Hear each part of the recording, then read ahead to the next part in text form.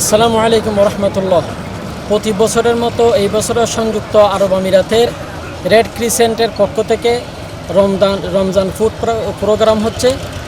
বাংলাদেশের প্রতিটি অঞ্চলে এই প্রোগ্রাম চলতেছে। আজকে আমাদের চট্টগ্রাম আনোয়ারা থানার বখতিয়ারপাড়া গ্রামে আজকে আমরা 180 পরিবারের মধ্যে রেড ক্রিসেন্ট সোসাইটির পক্ষ থেকে আমরা আজকে ইফতার প্রোগ্রাম বিতরণ করব।